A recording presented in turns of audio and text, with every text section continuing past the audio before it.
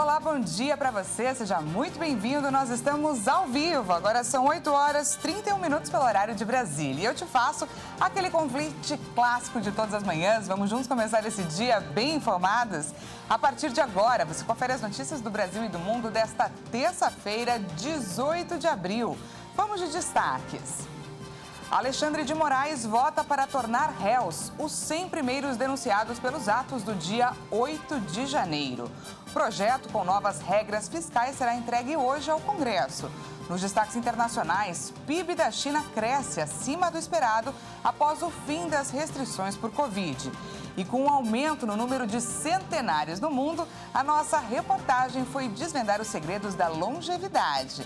A gente conta tudo isso e muito mais a partir de agora.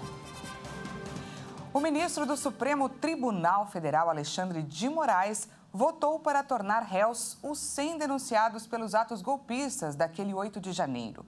O julgamento começou 100 dias após os vândalos depredarem as sedes dos três poderes em Brasília. Vamos conferir. O julgamento começou no plenário virtual exatos 100 dias após os ataques em Brasília, no dia 8 de janeiro, que provocaram prejuízo de 26 milhões de reais nas sedes dos três poderes.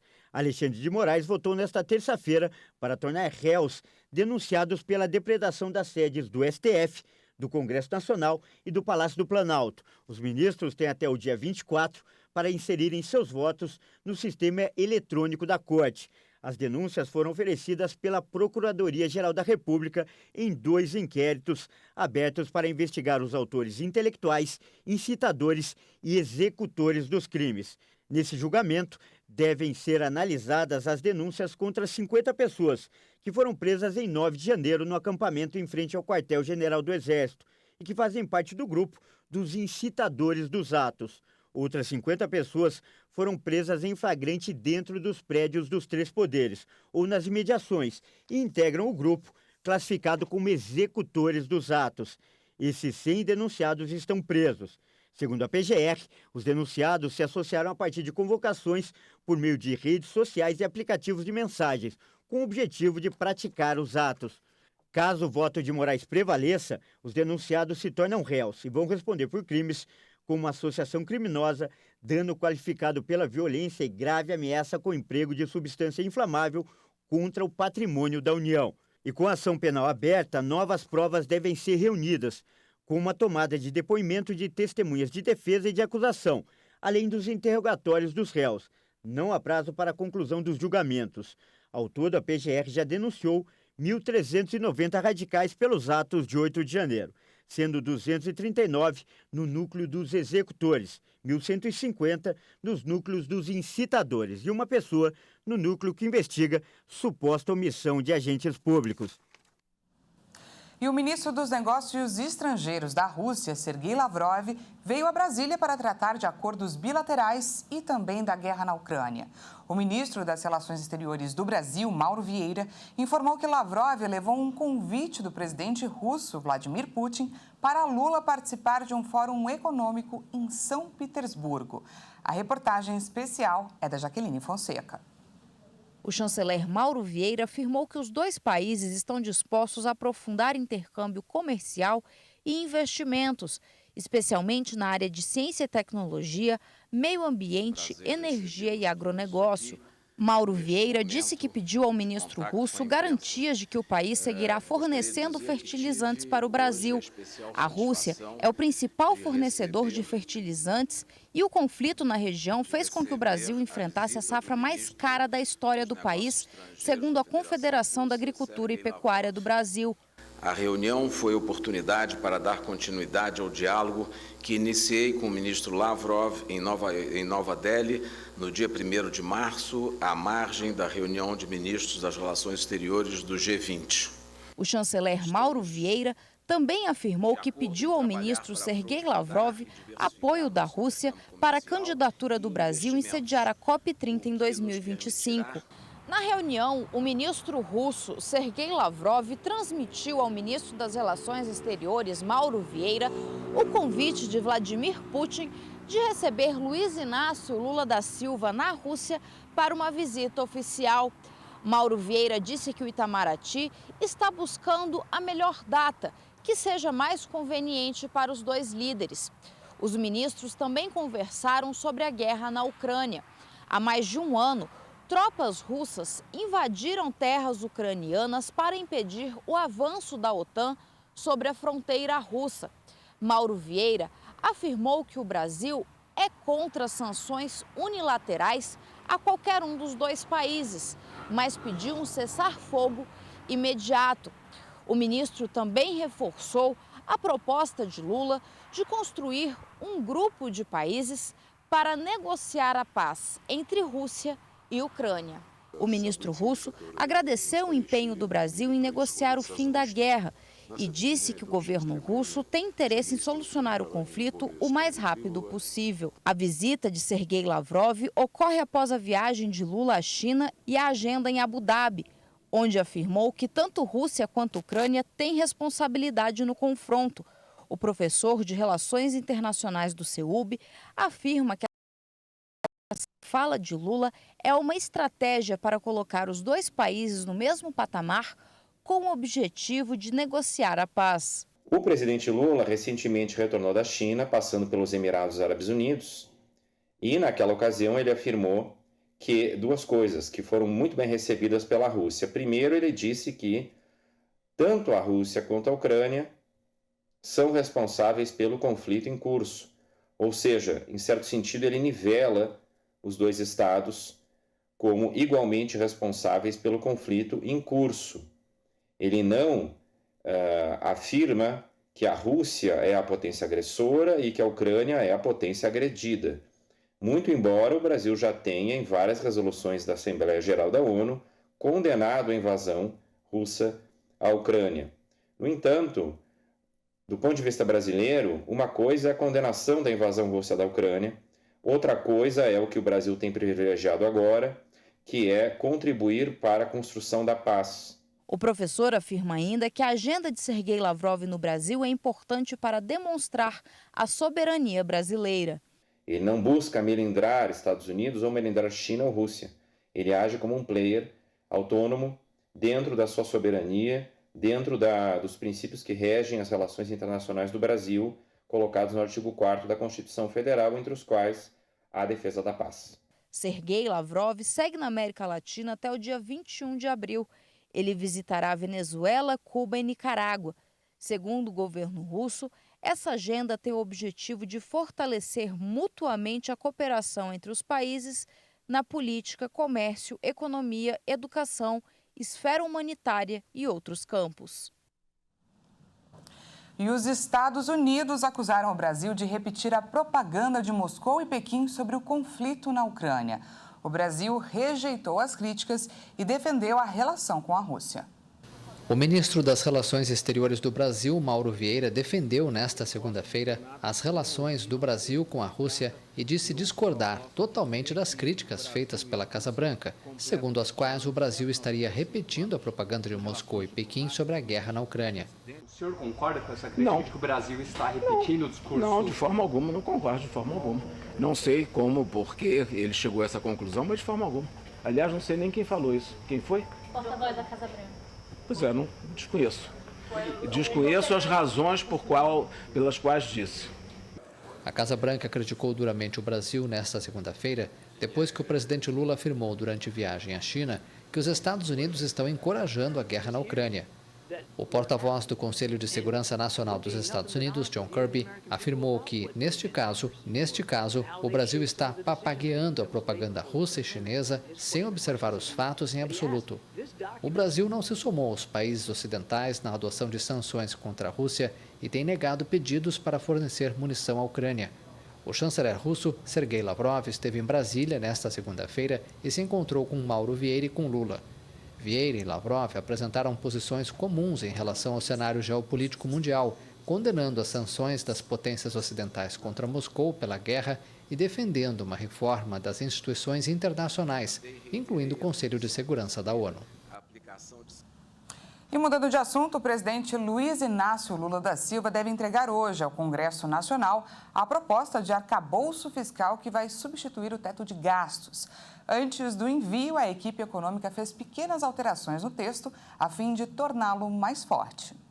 Com o objetivo de demonstrar maior compromisso com a regra fiscal e dificultar mudanças no texto, a pasta da Fazenda decidiu colocar tanto os conceitos do marco fiscal quanto os valores que serão utilizados nos próximos 4 anos no projeto de lei complementar.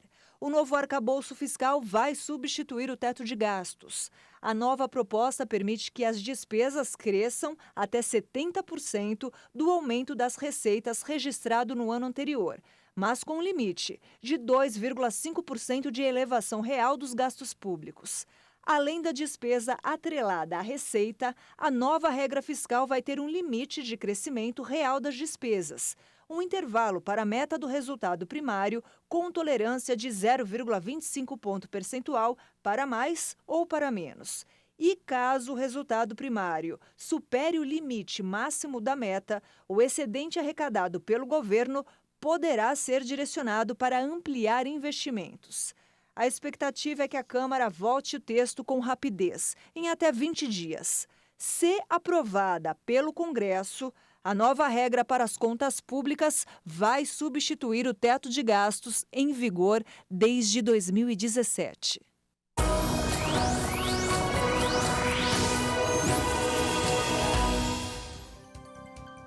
E antes do intervalo, falamos sobre a previsão do tempo para essa terça-feira. O dia amanheceu diferente em grande parte do país, principalmente no norte e no nordeste. As chuvas já começaram logo cedo e a previsão traz alertas para enchentes na área que vai do Maranhão até o Amazonas. Já no extremo sul, as temperaturas ficam mais baixas e o tempo mais seco. Vamos ver então como será essa terça-feira em algumas regiões do país. Começamos por Canela, no Rio Grande do Sul. O frio chega por lá, inclusive de manhã os termômetros marcaram 12 graus. A máxima prevista para a região é de 22 graus. Já no Nordeste, em Manaus, no Amazonas, o tempo vai ser quente e úmido. A máxima pode chegar a 29 graus. E aqui em São Paulo, vamos juntos dar uma olhada em como está o céu agora, aqui na região central. Olha só, está bem nublado. A nossa câmera está até um pouquinho molhada porque chove por aqui. Aliás, aqui na capital paulista, quem saiu cedo de casa precisou pegar um casaco. O dia amanheceu bem nublado, com uma garoa fina em algumas regiões. Agora faz 21 graus e a temperatura deve subir ao longo do dia, mas bem pouquinho.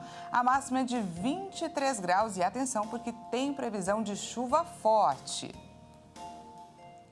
E veja a seguir, PIB da China cresce acima do esperado após o fim das restrições por Covid. E ainda, com um aumento no número de centenários no mundo, a nossa reportagem foi desvendar os segredos da longevidade. Nós voltamos já já, não perca!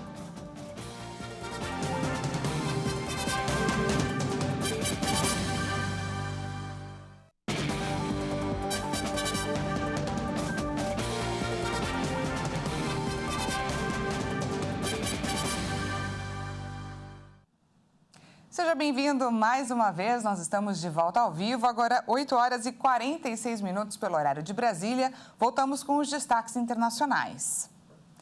A economia da China apresentou expansão no primeiro trimestre de 2023. Os dados foram divulgados nesta terça-feira pelo gigante asiático. Vamos conferir mais detalhes. A economia da China cresceu 4,5% no primeiro trimestre deste ano, após o fim das medidas da política de Covid-0. As vendas no varejo saltaram 10,6% em março. A China atua como uma espécie de locomotiva econômica mundial e sua recuperação alivia os problemas na rede de abastecimento. Mas as perspectivas do FMI para o gigante asiático não são animadoras. O fundo estima que, após abandonar a política de Covid-0, a economia chinesa crescerá 5,2% em 2023, mas vai desacelerar a partir de 2024 até 4,5%, um número muito baixo para o país. E a Argentina atingiu o pico da inflação em março. O índice chegou a mais de 104% em meio à crise climática e econômica. De acordo com o divulgado pelo INDEC, o Instituto Nacional de Estatística e Censos da Argentina, o índice de preços ao consumidor apontou uma inflação de 104,3% em março, na comparação anual. Quando comparado com o mês de fevereiro, os preços estavam 7,7% maiores. A Argentina está no topo do ranking dos maiores índices de inflação entre os membros do G20. O grupo formado pelas 19 maiores economias do mundo, mais a União Europeia. O país ainda vive uma intensa crise climática. Um dos maiores exportadores mundiais de grãos lida com uma das piores secas da história, fazendo com que as safras locais rendam quase $1/4 a menos de dólares de exportação nesta temporada em relação ao ciclo anterior. Os preços dos alimentos irão encarecer e ainda a Argentina deve perder dezenas de bilhões de dólares para a economia. E nesta segunda-feira, o presidente do Barcelona afirmou que o time não comprou árbitros ou realizou qualquer ação que tivesse por objetivo final ou intenção alterar a competição para conseguir algum tipo de vantagem esportiva. Ele classificou as denúncias contra o time como, abre aspas, uma campanha de difamação. Vamos conferir o que ele disse. O presidente do Barcelona, Joan Laporta, concedeu uma coletiva de imprensa nesta segunda-feira para rejeitar as suspeitas geradas depois que a justiça abriu uma investigação sobre os pagamentos do clube a um ex-árbitro. Para o mandatário, trata-se de uma campanha de difamação contra os culés. O Futebol Clube Barcelona não ha realizado. O Barcelona nunca fez nada com o propósito ou a intenção de alterar a competição para obter algum tipo de vantagem esportiva a favor. Finalitat ou com intenció al alterar a competició a fi d'obtenir una avantatge esportiva a favor. Um tribunal de Barcelona investiga uma denúncia da Procuradoria que aponta, entre outros, o Barcelona e ex-dirigentes do clube, incluindo 2 ex-presidentes, além de José Maria Henriques Negreira, ex-vice-presidente do Comitê Técnico de Árbitros. O Ministério Público acusa os denunciados de crime de corrupção entre particulares no âmbito esportivo, assim como atribui um delito de administração desleal aos ex-dirigentes do Barcelona, que também são acusados ao lado de Negreira de falsidade em documento comercial. O caso Negreira, que é O caso Negreira gerou tanta polêmica, mas não é um crime de corrupção esportiva. Alguns serviços foram prestados, eles foram documentados. Havia faturas e havia pagamentos via transferência bancária, que estavam registrados nos livros de contabilidade do clube e que tinham passado nos controles fiscais relevantes. Uns pagamentos, como he dit abans, via transferència bancària registrats en els llibres de comptabilitat del club e havien passat les revisions fiscals pertinents. Segundo a denúncia do MP, Negreira, que foi vice-presidente da CTA entre 1994 e 2018, recebeu do Barcelona por meio de suas empresas mais de 7,3 milhões de euros entre 2001 e 2018 por relatórios sobre os árbitros. O Barça interrompeu os pagamentos em 2018, segundo o Ministério Público, após a saída de Negreira do CTA. Para o MP, o clube, por meio dos ex-presidentes Sandro Rosell e Josep Maria Bartomeu, alcançou e manteve um acordo verbal estritamente confidencial com Negreira para que, na qualidade de vice-presidente do CTA e em troca de pagamentos, realizasse ações com a tendência de favorecer o Barcelona na tomada de decisões dos árbitros nas partidas disputadas pelo clube e assim nos resultados das competições. E o número de pessoas centenárias no mundo está aumentando. E para descobrir os segredos da longevidade, a nossa repórter Maria Clara Leite foi conhecer a história de uma gaúcha descendente de russos que acaba de completar 100 anos de vida. Vamos ver. Completar um século de vida não é para qualquer um, ainda mais assim tão saudável como a dona Catarina, que nos últimos exames periódicos confirmou. Nenhum tipo de doença no meu. E que cabeça! Posso dizer que a minha memória é 100%. Lembro desde a infância tudo, e lembro até hoje o que aconteceu, o que vai estar acontecendo, só não sei o que vai acontecer. Quando o assunto é longevidade, a professora aposentada, que completou 100 anos de vida no último dia 8 de abril, é referência. Mas ela não é a única. Segundo a Divisão de População da Organização das Nações Unidas, em 2021, cerca de 620 mil pessoas no mundo todo tinham 100 anos ou mais. Mas, de acordo com a entidade, esse número vem crescendo e pode ultrapassar a marca de 1 milhão de pessoas até o final desta década. Mas quais serão os segredos da longevidade? Felicidade. Felicidade? Viajo muito, entendeu? Adoro viajar. Caminhar, se alimentar bem, dormir bem. As dicas dos idosos são confirmadas pela especialista em medicina do envelhecimento, Valéria Goulart. Existem vários trabalhos mostrando que se você fazer uma atividade física, você pode até diminuir a chance de morte em até 30%. E a alimentação sempre da mais variada possível. Alimentos integrais, fruta, legumes, grãos, nozes, né? Evitar muita gordura, alimentos ultraprocessados que envelhecem o nosso organismo, e aqueles alimentos muito químicos, né? Gordurosos, beber bastante água, hidratação é fundamental, isso é demais. E também fazer assim, consultas periódicas com o seu médico de confiança, para poder realmente ver quais são os exames que estão alterados, o que pode fazer uma prevenção. A dona Catarina diz que segue à risca todas as recomendações. Cuida bem do físico e também da mente. Famosa por ter sido uma das primeiras professoras da cidade gaúcha de Erechim, dona Catarina lecionou por mais de 30 anos e hoje ainda dá lição de vida aos descendentes. Como foi quando eu era criança, como eu aprendi a subir nas árvores, andar a cavalo, todas essas coisas eu fiz. E eles querem saber tudo como foi a minha vida de infância. Exercitar a memória, manter a mente ativa e sempre buscar a felicidade apesar dos desafios são as dicas para uma vida longa do psicanalista Júnior Silva. Pessoas bem resolvidas, elas são felizes. Então a gente precisa resolver as pendências da nossa vida, mas sem perder o foco de fazer uma construção de vida. Porque quando a gente perde o propósito, a gente fica mais prostrado, né? Então eu acho que muitas pessoas que estão dentro de casa, nós precisamos encontrar o nosso propósito. Propósito é algo que a dona Catarina sempre teve. Além da profissão bem-sucedida em uma época em que o espaço para a mulher no mercado era escasso, a professora conta como alcançou o casamento dos sonhos. Eu sempre disse assim, eu quero encontrar um moço alto, moreno e simpático. E encontrou. Com seu Adolfo, ela se casou, teve 4 filhas, 8 netos e 2 bisnetos. Uma bela família, sempre muito presente. Isso eu acho que faz com que o idoso se sinta feliz. E se sente muito amada, né? Eu vejo que ela se sente muito amada. Muito amada, ela sabe que é aquela vó, aquela mãe que todos os dias alguém tá dizendo, a gente diz, mãe, eu te amo. Eu telefono de manhã, quando dou tchau, eu te amo. Ela diz, eu te amo mais.